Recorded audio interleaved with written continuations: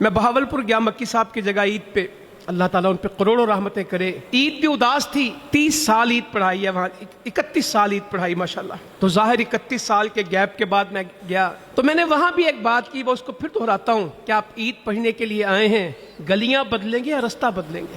گلیاں بدلنے والے تو بہت ہیں کہ اس گلی سے آئے تھے عید پڑھنے کے لیے، اس گلی سے چلے جائیں گے۔ کچھ لوگ گلیاں بدلتے ہیں، کچھ صراط مستقیم پہ چل پڑتے ہیں۔ گلیوں کا بدلنا بھی سنت ہے، صراط مستقیم پہ چلنا فرض ہے۔ گلیاں بدلنے کی سنت، ہم بہت بچے تھے تو ہمارے بڑے کہا کرتے تھے، مجھے آج بھی اپنے گاؤں کی گلی یاد ہے کہ جائیں گے اس گلی سے اور آئیں گے اس گلی سے، کیونکہ ہمیں رستہ بدلنا ہے۔ یا اللہ ہمیں توفیق دے دے کہ رمضان المبارک ہمارا رستہ بدل دے۔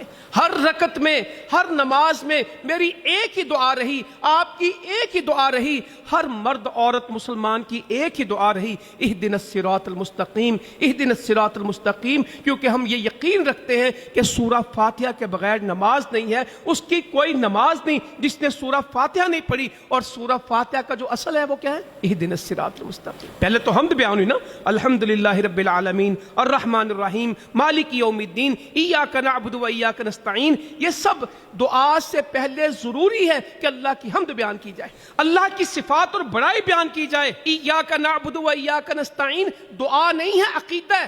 پہلے حمد ہے، پھر آخرت ہے، مالک یوم الدین ایاک نعبد و ایاک نستعین اپنے عقیدے کا اظہار ہے، پھر مانگا کیا؟ اہدنا الصراط المستقیم۔ اللہ کی حمد کے بعد، اپنے ایمان اور آخرت کے بعد، عقیدے کے اظہار کے بعد جو مانگا تو سیدھا رستہ مانگا ہے، صراط الذین انعمت علیہم، جن پہ تیرا انعام ہوا۔